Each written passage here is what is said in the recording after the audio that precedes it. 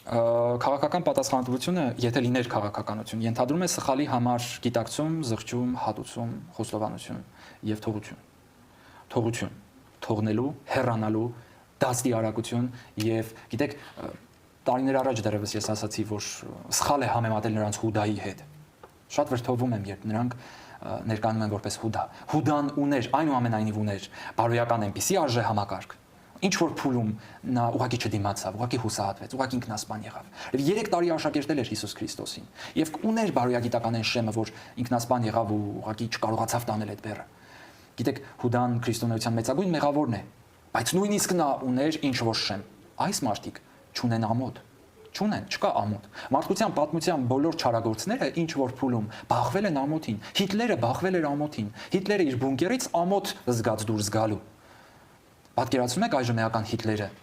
դուրս գար բունկերից, ասեր ես պատասխանատուն եմ, թե մեղավորն եմ ու գնար ընտրությունների։ Դա անամոթություն է, դա քաղաքականություն չէ, դա անբարոյականության, անամոթության չափաբաժին է եւ այո, շատ ճիշտ են դիտարկումները, ես այսօր Facebook-ում շատ եմ տեսնում, որ գրում են Կայեն։ Այ Կայենը շատ ավելի նման է նրանց, որովհետեւ Կայենը անամոթաբար խարանը կրելով Նաև պատիժը ստացավ գնալու եւ երկար կյանք ունենալու, երկար այդ խարանով ապրելու։ Գիտեք, իրենք երկար են ապրելու։ Իրենք այս ազգի մեջ պետք է երկար ապրեն։ Ես դեմ եմ մահա, հիմա ասում են, չէ, պետք է վերականգնել դատավճիռը մահվան։ Չեմ ուզում, որ նրանք մահվան դատավճիռ ստանան, նրանք պիտի ապրեն, նրանք պիտի անցնեն զղջման մեծ ճանապարհ։ Հետևաբար,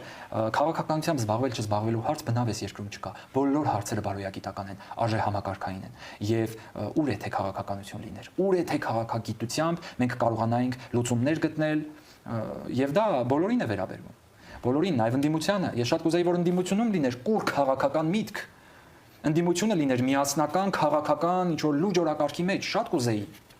Բայց այսօր կա բարոյական դաշտ եւ անբարոյական դաշտ։ Եկեղեցին դարեր շարունակ եղել է կամուրջը ու այդ կամուրջը ուզում են քանդել, չեն կարողանալու։